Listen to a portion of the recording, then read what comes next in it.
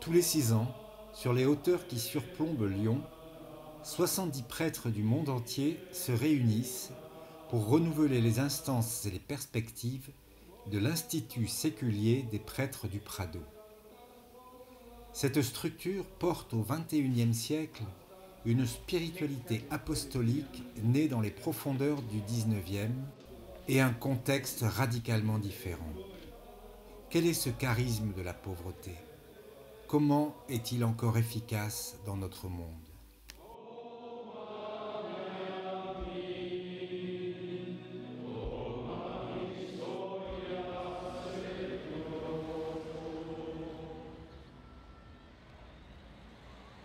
Le Prado est intimement lié à Lyon.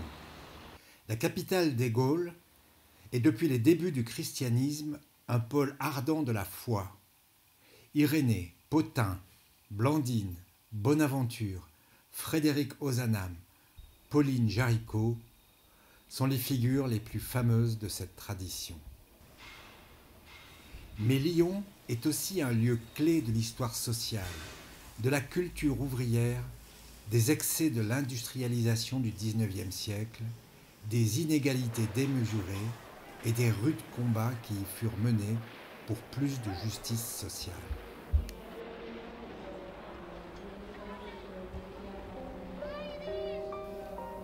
C'est dans ces deux filiations que se placent la vie et l'œuvre du père Chevrier, fondateur du Prado. Le bienheureux Antoine Chevrier était né à Lyon en 1826 dans une famille modeste. Sa vocation de prêtre fut précoce et il fut ordonné en 1850.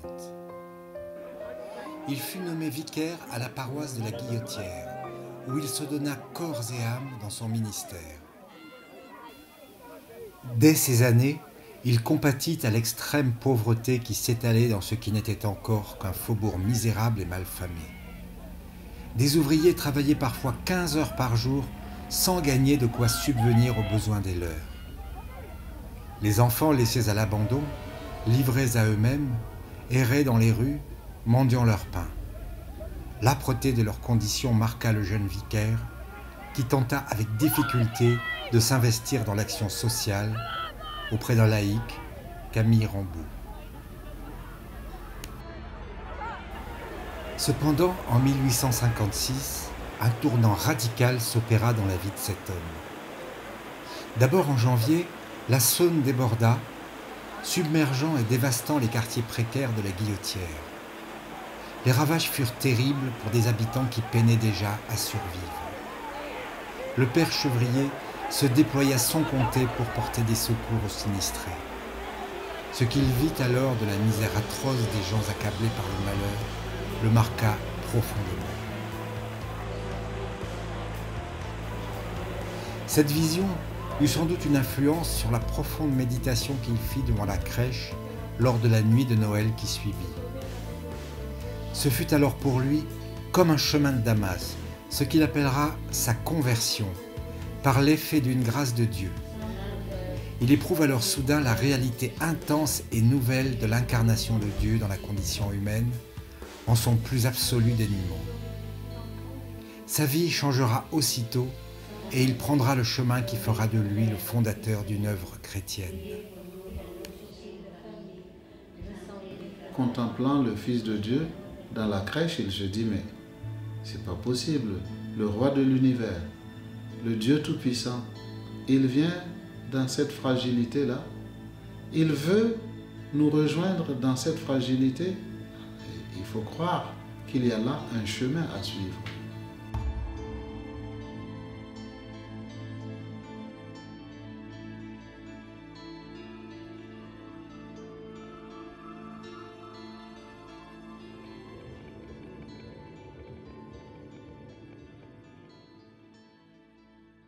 Alors maintenant, je vais vous montrer le premier manuscrit après Noël 56.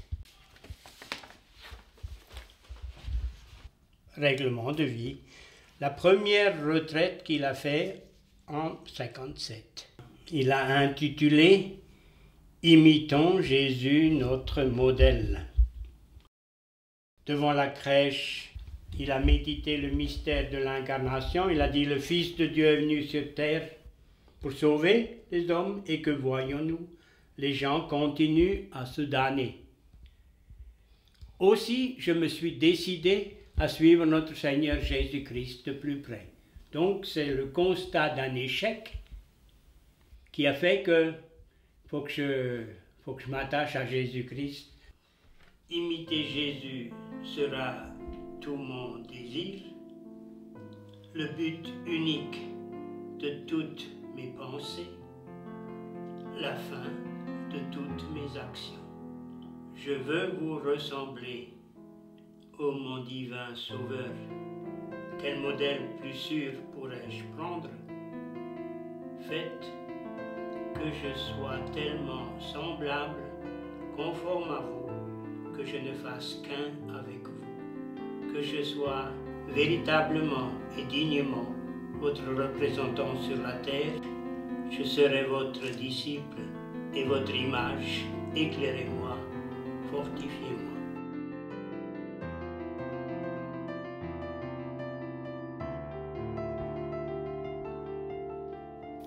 Antoine Chevrier va se lancer dans une action à destination de ceux qui sont les plus pauvres à ses yeux, les enfants des rues.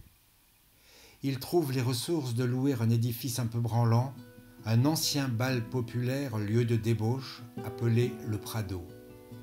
Il parvient à l'aménager un tant soit peu et à y héberger les premiers pensionnaires. Aidé de laïcs, hommes et femmes, consacrera les 20 années qui lui restent à vivre à recueillir des enfants et des adolescents laissés pour compte, à les instruire et à les catéchiser.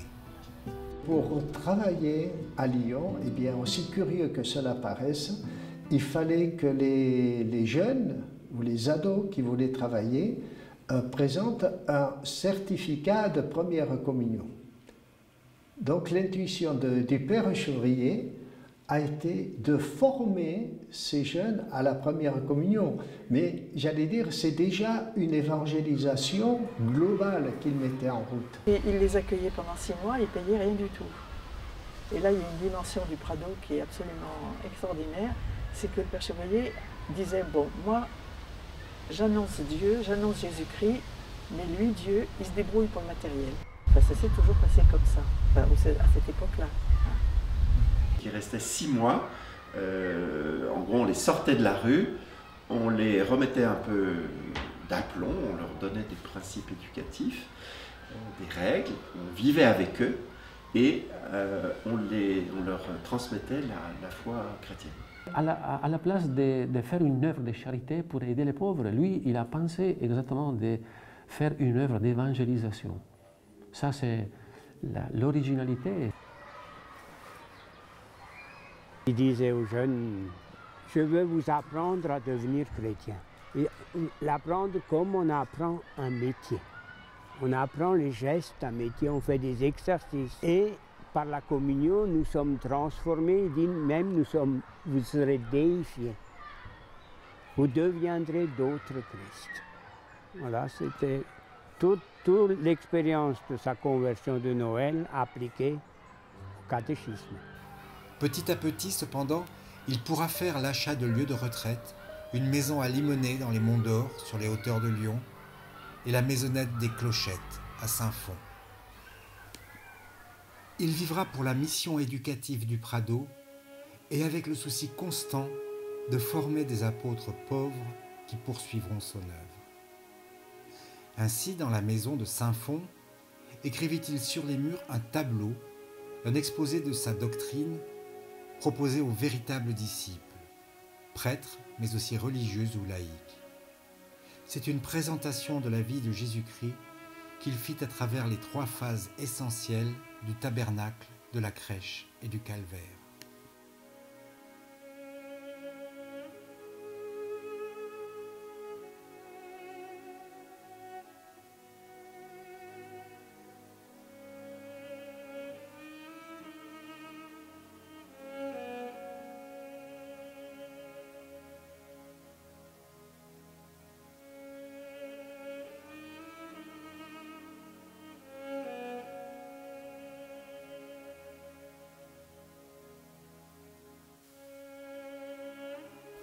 À sa mort, cependant, le Prado ne compte que 5 prêtres. Plusieurs dizaines de milliers de Lyonnais ont pourtant suivi le cortège funéraire de celui que l'on tenait déjà pour un saint.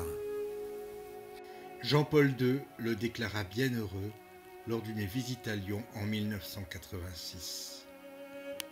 Les pauvres ont eux-mêmes avivé son désir de les évangéliser.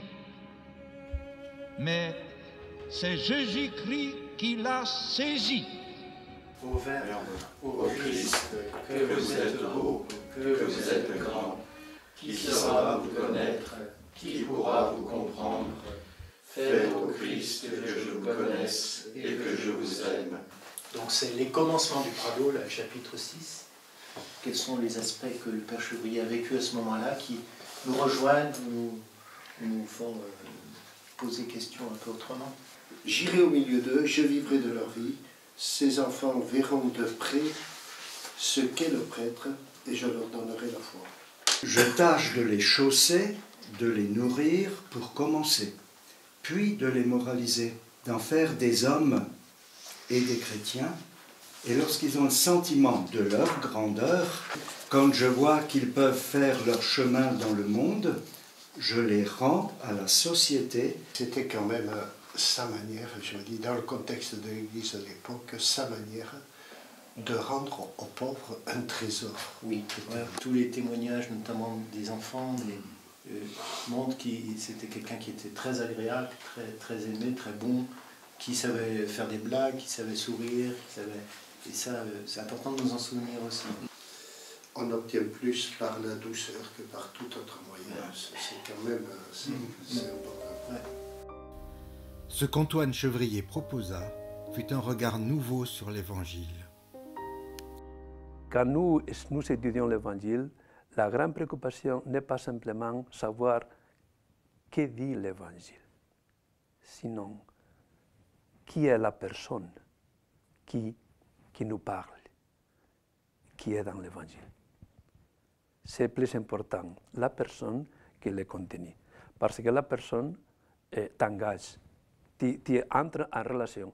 Si on connaît bien Jésus-Christ, qui est Jésus-Christ, c'est obligé de l'aimer.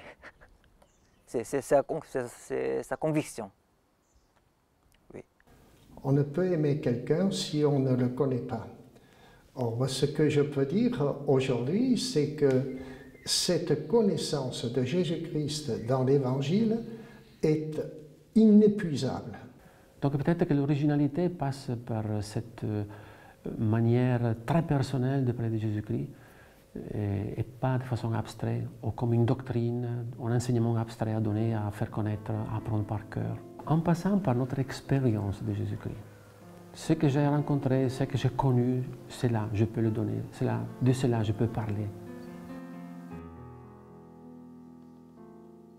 Après la disparition du père Chevrier, le Prado végéta pendant un demi-siècle autour d'une œuvre éducative, la Providence du Prado, et resta cantonné à Lyon et dans ses environs. Les choses changèrent au XXe siècle, alors que les diverses formes d'action catholique et d'intervention sociale connaissaient un essor considérable.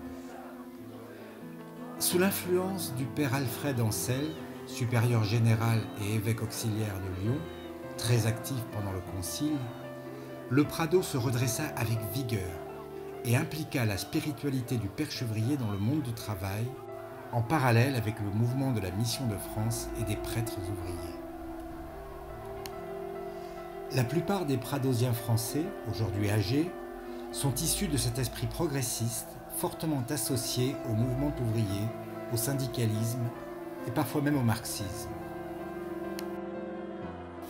C'est aussi sous l'influence de Monseigneur Ancel que le Prado commença à se répandre à travers le monde, avec de réelles réussites comme l'œuvre de François Laborde à Calcutta ou l'apostolat en Corée du futur évêque de Saint-Denis, Olivier de Béranger.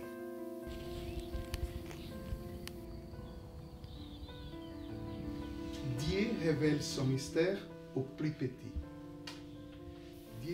Aujourd'hui, tous les 2 ans, a lieu l'année pradosienne internationale, API, une retraite de 9 mois dans la maison de Limonest pour 8 prêtres venus du monde entier. Diviser l'annonce de la bonne nouvelle de la promotion humaine, de la dénonciation du mal, de l'oppression. Cela est toujours un défi pour moi. Une vraie catéchèse avec les pauvres nous fait passer d'une simple annonce de la parole à la compagnie, à la compassion et à la charité avec eux. La séquence de la liturgie de Pentecôte appelle l'Esprit le Père des pauvres. L'amour préférentiel pour les pauvres est divin, parce que cela vient de la contemplation de Jésus et de l'œuvre de l'Esprit dans le monde. Normalement, le but du catéchisme, c'est de faire connaître Jésus-Christ. C'est pas d'abord de préparer au sacrement, voilà, comme un diplôme. Oui. Voilà. Il faut choisir les petits des autres. Oui, c'est... Mais en réalité, c'est vraiment difficile à mon avis. En réalité... C'est une conviction, ça. Dans les paroisses, voilà. Si on essaie toujours de parler, de rencontrer quelqu'un perdu, les autres paroissiens ne sont pas contents. Ah oui, mais...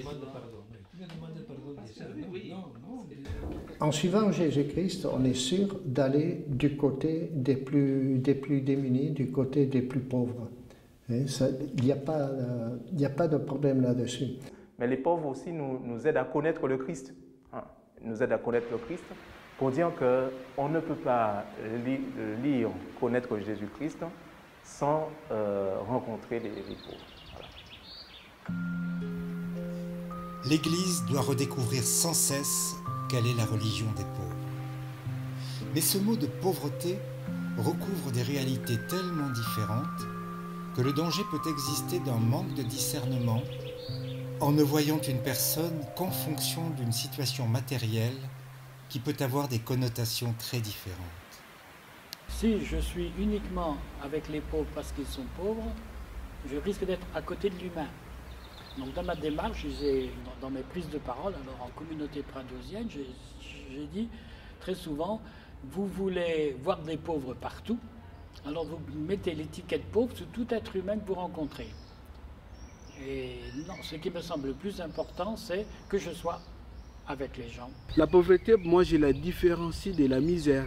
La misère, on ne la souhaite pas parce que quand on est très misérable, ça peut être une occasion de péché parce qu'on va en vouloir à tout ce qui a fait qu'on soit dans la misère et on va pécher. Elle est là dans mon doyenné, on la vit au quotidien, mais on ne s'en plaint pas, on n'en fait pas une fatalité, mais ça n'empêche pas que les gens pratiquent leur foi au quotidien. Au Brésil, par exemple, tout finit une fête, une une danse, la musique,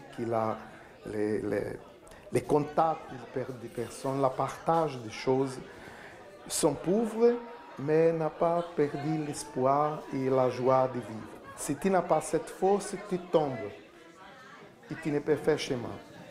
Mais si tu as l'espoir, la confiance en Dieu, la joie de la vie, tu peux lutter et tu peux continuer au chemin. Antoine Chevrier n'était pas un théologien. Son charisme est marqué par une simplicité visant à l'action. Ainsi insistera-t-il sur la nécessaire pauvreté des missionnaires envoyés vers les pauvres. Il a choisi de vivre au milieu des pauvres. Non seulement de travailler pour les pauvres, mais de vivre au milieu d'eux. Très souvent, il disait il faut pas choquer les pauvres. Alors, si on a des choses que les pauvres ne peuvent pas se payer, ben, ça ne va pas. Il ne faut pas choquer les pauvres. Il ne faut pas faire d'obstacle à l'annonce de la foi aux pauvres, quoi. Il était très, très exigeant de ce côté-là. La pauvreté qu'on est aussi invité à vivre, c'est une pauvreté intérieure aussi. De ne pas en imposer non plus, parce que voilà, c'est toujours dans une démarche de relation et une démarche, une dynamique apostolique.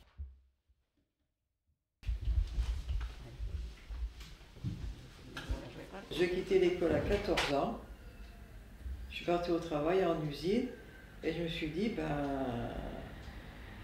ma vocation c'est de continuer cette vie parce que tout homme est important, toute personne est importante et je me dis, oui, vivre au milieu, partager leur vie, leurs conditions de vie, puis voilà.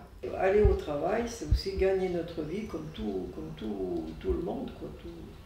On vit la vie de tout le monde, mais on a donné une direction à notre vie, quoi. On a décidé de devenir religieuse, enfin c'est un appel, mais on a été décidé de devenir religieuse, c'est-à-dire qu'on a une direction qui est donnée à notre vie, on a envie de vivre cet amour du Christ, on a envie d'aller aimer les gens, mais en vivant la vie comme tout le monde, donc on travaille.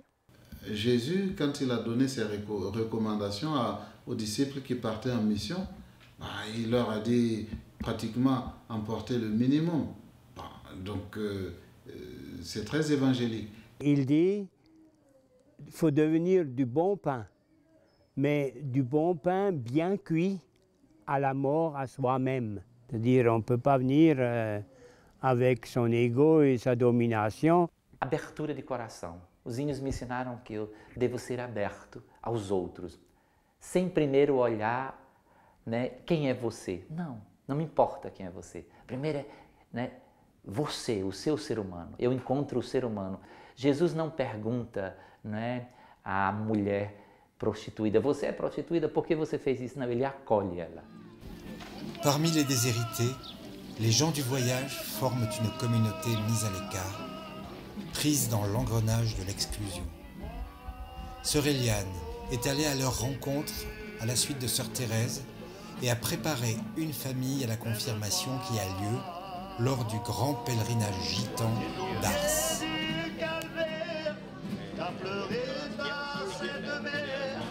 Ton disciple bien-aimé était là de contempler. Quand je suis arrivée, c'est vrai que je sentis qu'ils se sentaient abandonnés. L'église nous abandonne, on ne voit plus personne. Voilà. Donc, la première mission que j'ai, le premier travail, c'est d'aller à la rencontre, de visiter, de faire connaissance.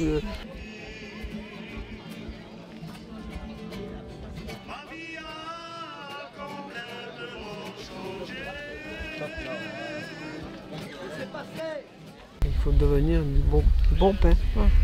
C'est cette démarche-là qu'on a vue avec tout le monde, et particulièrement aussi dans ces lieux-là, et je pense qu'ils nous aident à devenir ce bon pain avec eux.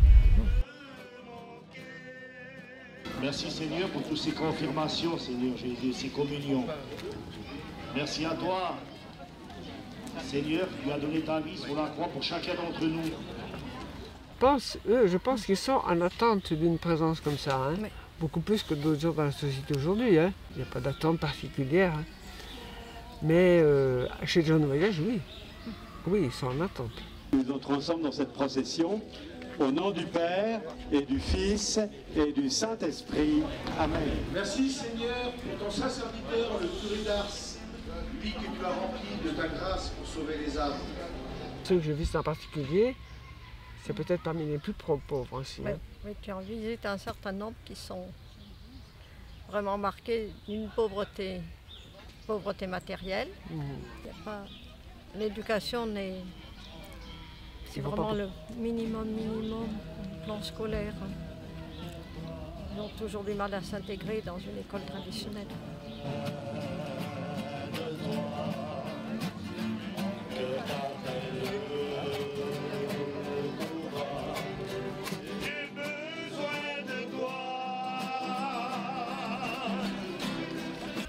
Et puis pauvreté de relations aussi, parce que leurs relations, elles sont dans un cercle parfois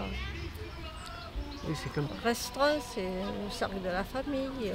Ils sentent sur eux ce poids d'un certain mépris, d'un regard voilà, qui...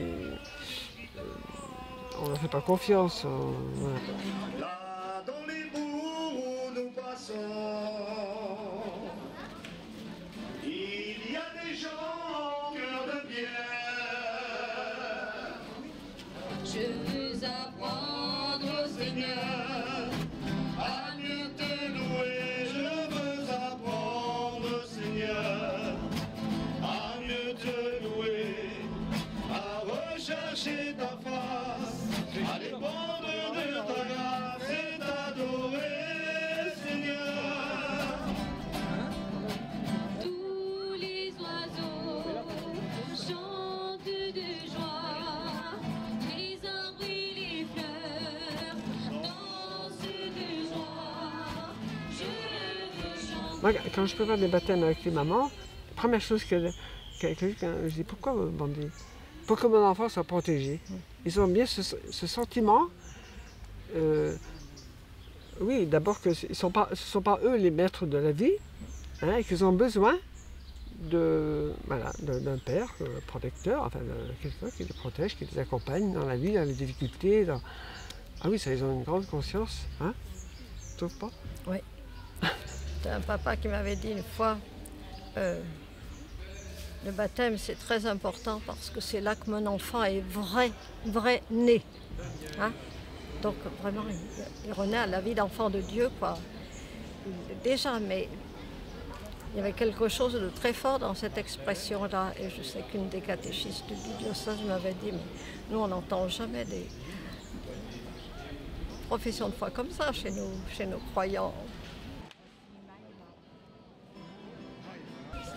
Je vous salue Marie, pleine de grâce, le Seigneur est avec vous. Vous êtes bénie entre toutes les femmes, et Jésus, le fruit de vos entrailles, est béni. Sainte Marie, Mère de Dieu, priez pour nous pauvres pécheurs.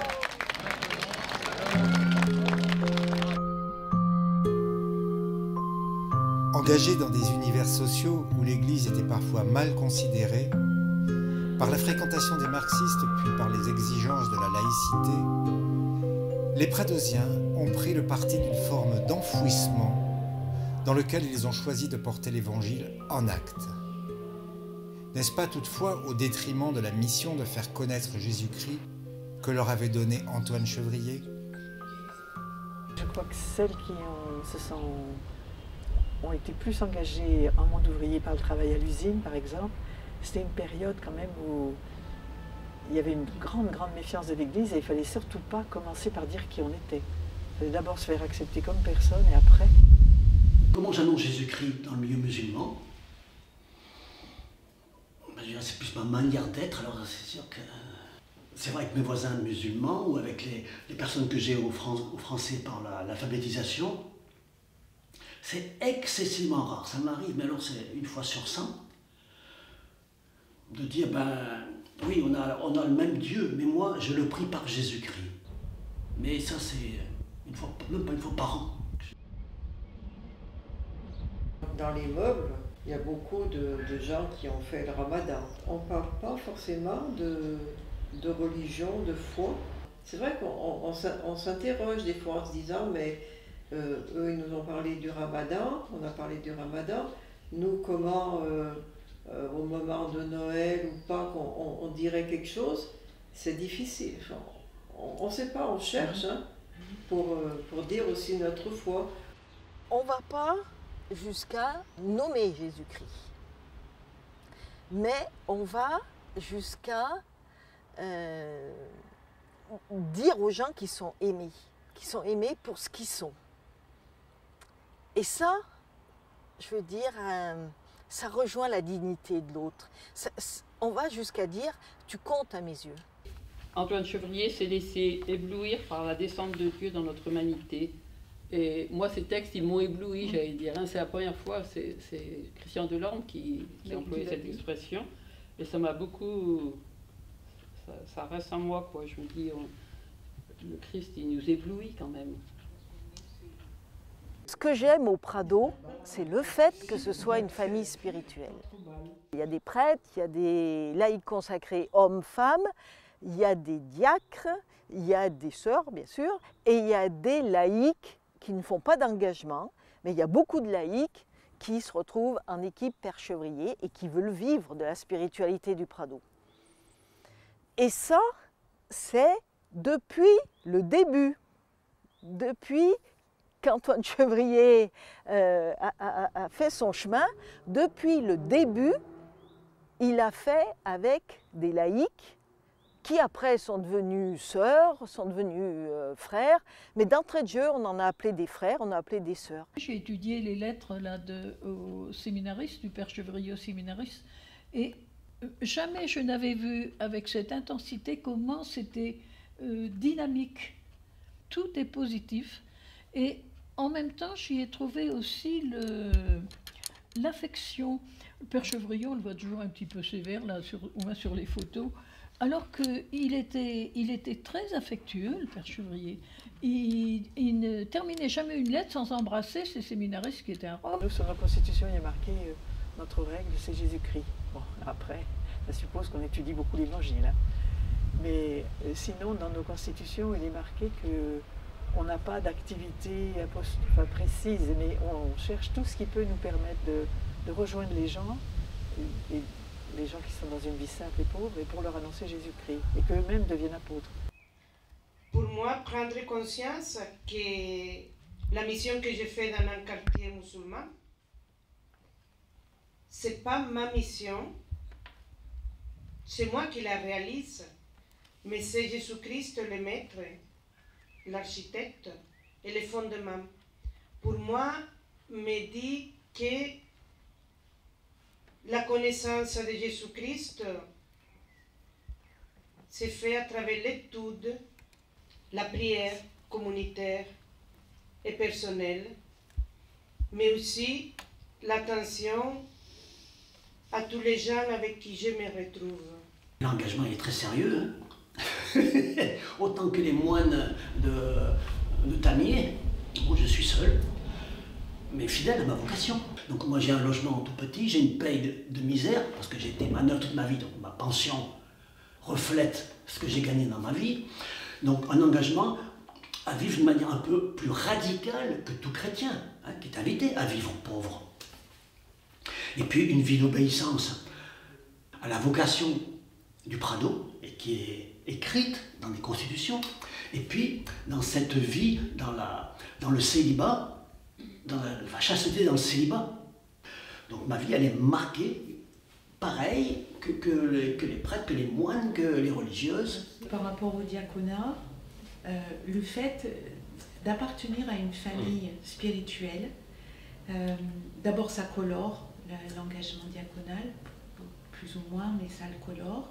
Et puis ça nous, comment dire, ça nous permet de tenir bon sur des engagements.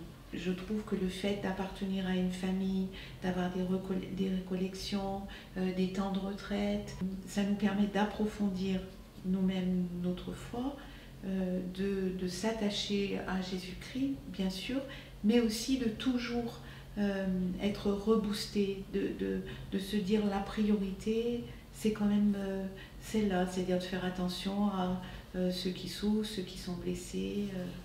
Il y a quelque chose qui nous avait beaucoup accroché par rapport au Prado, c'est de vivre les choses en famille. Ce qui restait premier, c'est quand même notre sacrement de mariage. Alors nous sommes famille aussi, pas pour être isolés du reste du monde et aussi de l'Église. Nous sommes famille spirituelle dans l'Église, pour l'Église. Nous essayons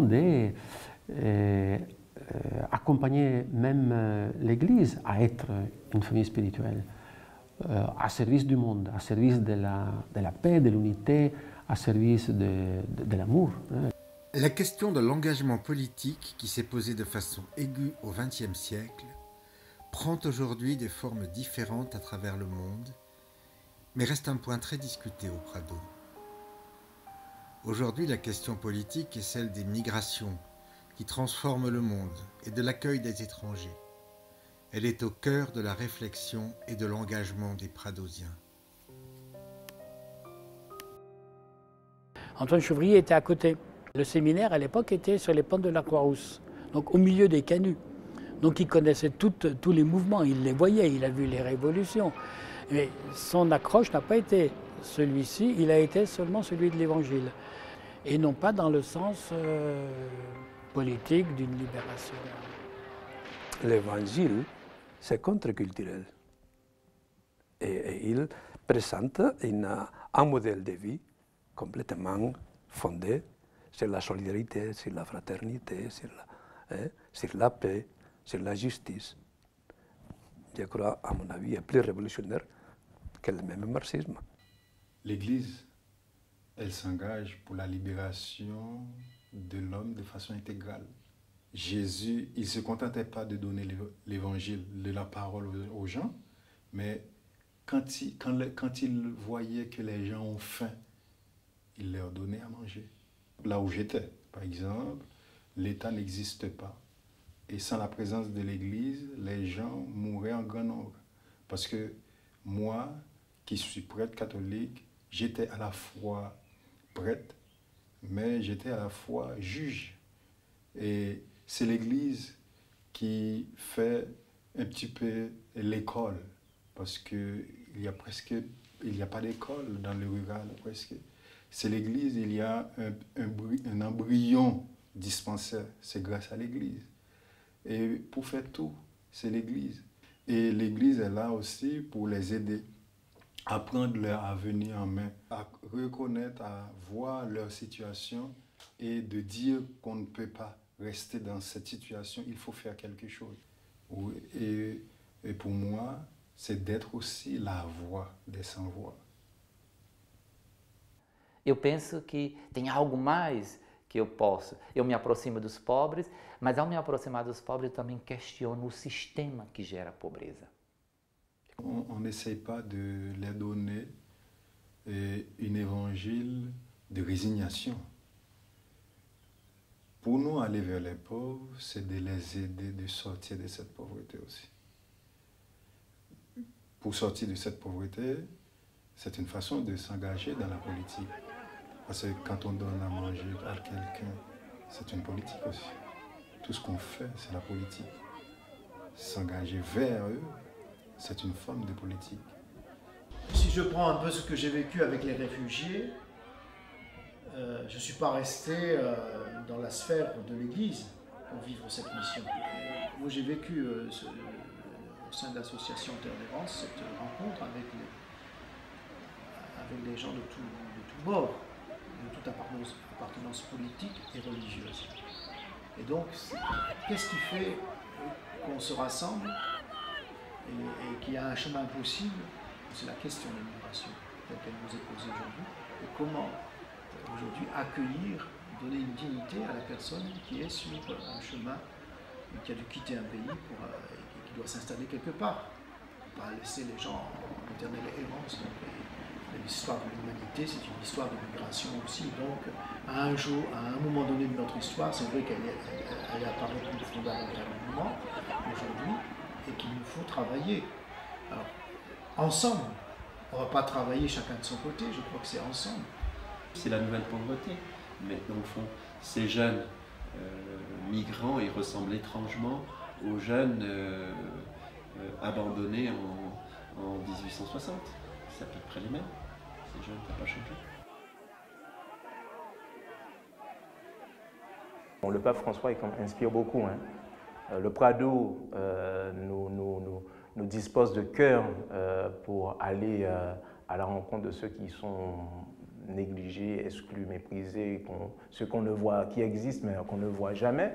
Mais n'empêche que la motivation du pape François d'aller sortir, quitter l'Église pour aller à la rencontre là, eh ben, voilà, ça c'est quelque chose qui m'a inspiré. Qu'est-ce qu'on peut apporter? Déjà, aller à la rencontre, rencontrer, voilà, oser l'échange, oser aller vers.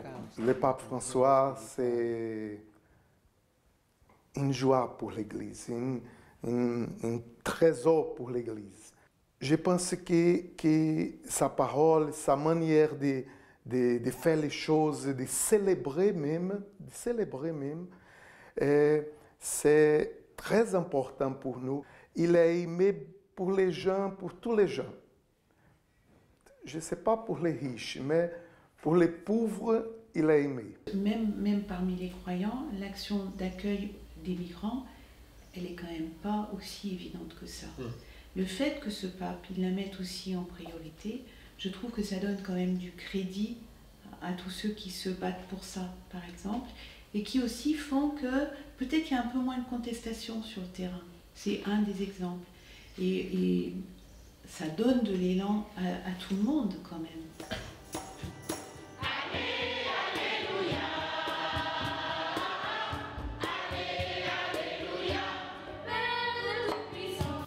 Le diocèse de Saint-Denis fut longtemps une terre d'élection pour le Prado. Prêtres, sœurs, frères, laïcs y œuvrèrent parmi les populations ouvrières et immigrées. Dominique Pelé perpétue cette tradition de présence à Bobigny, où la plus grande partie de ses paroissiens est d'origine extra-européenne. Il y a eu comme un attrait, comme un appel, comme une évidence. La diversité de la population qui habite ce département m'a attiré. Il n'y a pas d'exclusive, hein, mais effectivement, il y a aussi une intention plus particulière pour ceux qui peuvent, eh bien, comme des migrants, hein, arriver, ne connaître personne, s'intégrer, avoir des conditions de vie très difficiles, hein, et ça a été le cas. Hein, c'est encore le cas pour les migrants qui arrivent aujourd'hui. J'étais autrefois dans les ténèbres, mais maintenant, j'ai appris à voir partout la main de Dieu. Il contrôle tout, et en particulier nos difficultés. Les religions. Un point qui m'a beaucoup touchée, d'autant plus que je suis concernée. Mon fils est imam. Même si cela n'a pas toujours été facile, aujourd'hui on se respecte, chacun dans sa religion. J'ai également 2 sœurs évangélistes. Et il faut que je tienne bon. Dans les paroisses de la Seine-Saint-Denis, l'aspect culturel, de culture de peuple est présent aussi.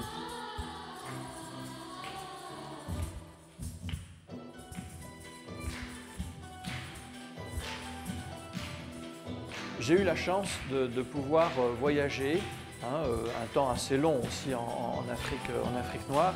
Cela m'a permis effectivement de comprendre, de mieux comprendre, en tout cas, cette question des cultures et de voir qu'il y a plusieurs chemins, hein, par lesquels eh bien, l'homme entre en relation avec le Seigneur et le Seigneur entre aussi en relation avec lui.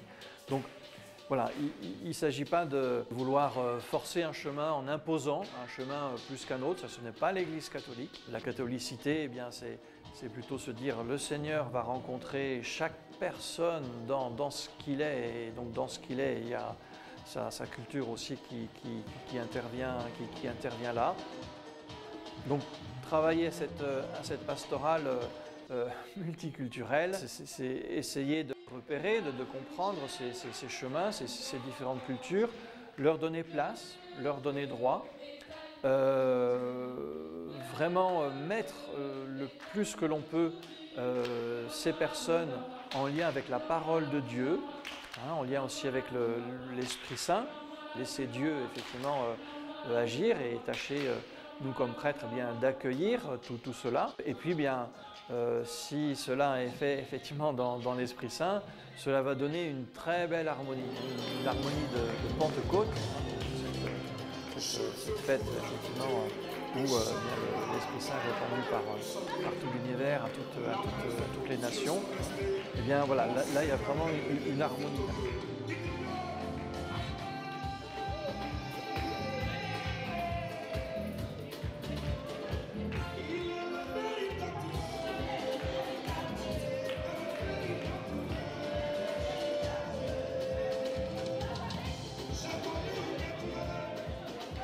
Il y a des prières dites à la messe, hein, l'Église signe de l'unité, hein, signe sacrement, hein, de l'unité de tout le genre humain. Hein. Donc effectivement, lorsqu'on réalise cela dans nos communautés chrétiennes, on lance aussi un message au monde entier sur ces différences de culture. Il est possible, hein, effectivement, d'être ensemble, et lorsque c'est l'amour du Seigneur qui est au centre de tout cela, bien, cela crée une fraternité, cela crée une joie, cela crée aussi une paix, hein, et peut vraiment aussi garantir la paix pour l'ensemble de la planète.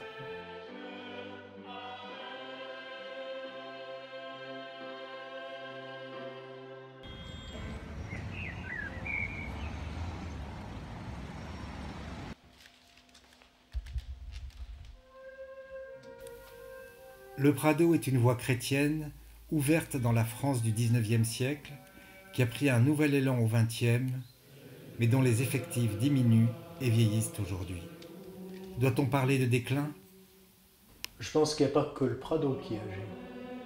L'Église de France est quand même très âgée. Déclin, oui, on peut le dire comme ça. Déclin quantitativement.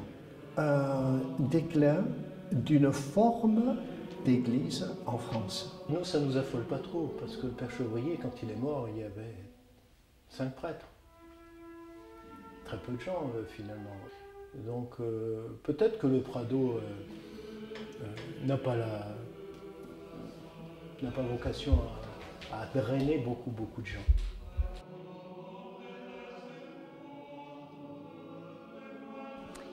J'ai du mal à penser que la grâce qu'a reçue Antoine Chevrier, elle ne soit pas d'actualité aujourd'hui. J'ai beaucoup de mal à le penser. Pourtant, si le Prado semble s'effacer en Europe, sa vigueur est réelle sur les autres continents. Alors ce dynamisme-là, oui, on est heureux de l'avoir. C'est un signe aussi que la grâce du Père Chevrier, elle vient vraiment de Dieu, parce qu'elle est capable de transcender un peu les cultures, les nationalités.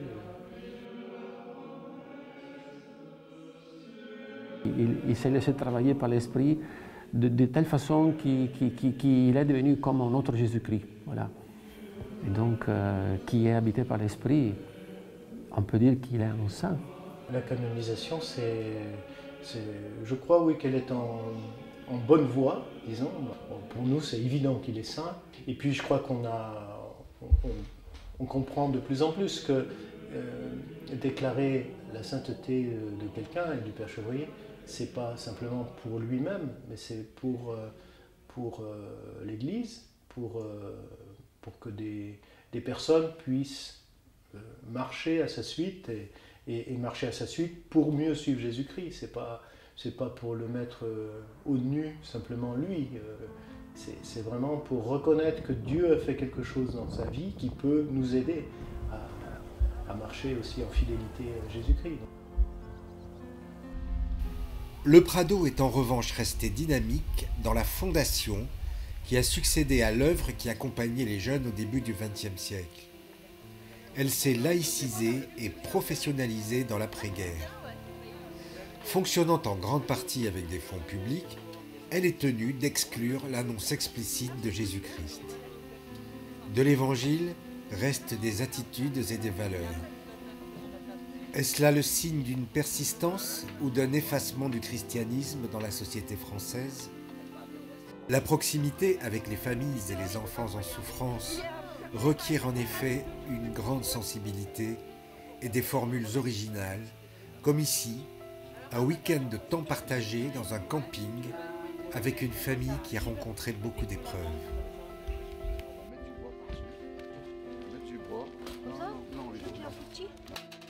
La devise du Prado était effectivement qu'on accompagne ceux qui ne savent rien, ne valent rien. C'est vraiment cette idée d'accompagner les plus démunis et que finalement ces populations en marge de la société qui se marginalisent de plus en plus, elles ont aussi des choses magnifiques et des choses à apporter. Le Père Chevrier, de toute façon, irrigue aujourd'hui toutes les actions du Prado. Effectivement, il n'y a pas de lien, on n'est pas religieux aujourd'hui, les associations se sont professionnalisées dans les années 80 et nous, on pratique voilà, la laïcité inclusive. Donc effectivement, il n'y a pas de cours de catéchisme au Prado. Pour autant, effectivement, Antoine Chevrier, c'était une figure humaniste et c'était un prêtre qui était effectivement précurseur de l'action sociale. Parfait. Allez, faut en trouver un paquet. Hein. Je vais casser.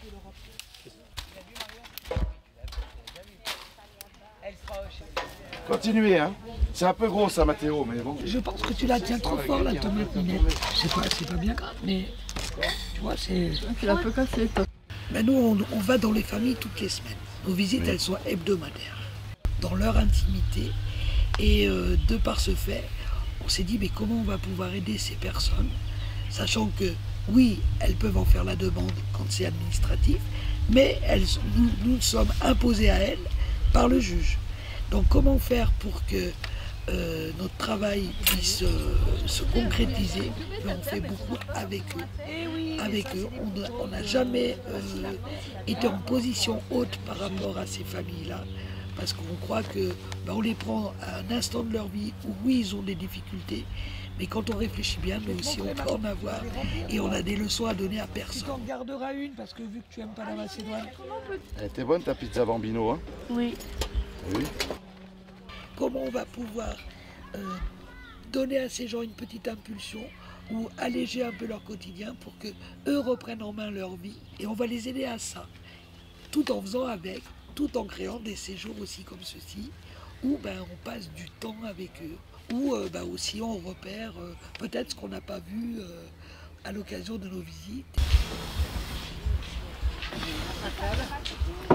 C'est l'intention de passer le permis parce que voilà, pour le moment j'ai qu'une mobilette et je m'étais fait malade de l'épaule cet hiver là. Du coup j'ai l'intention de passer mon permis avec l'aide de Fred et de Pascal.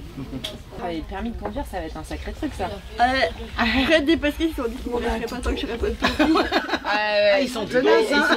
Il y a des saucisses nature qui sont sur le barbecue, Mathéo. Amélie, qu'est-ce que je vous...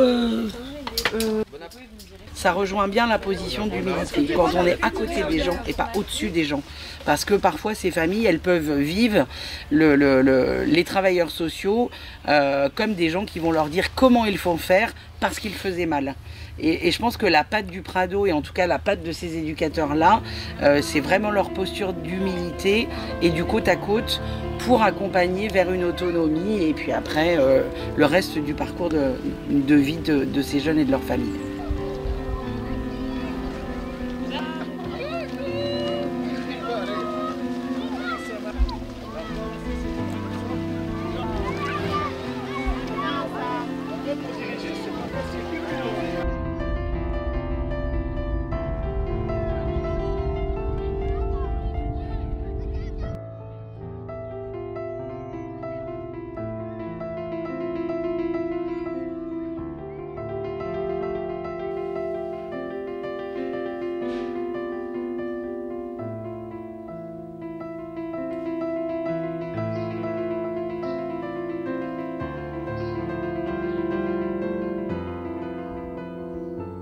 Le Père Chevrier n'a cessé de nous aider à découvrir Jésus-Christ comme trésor de la vie.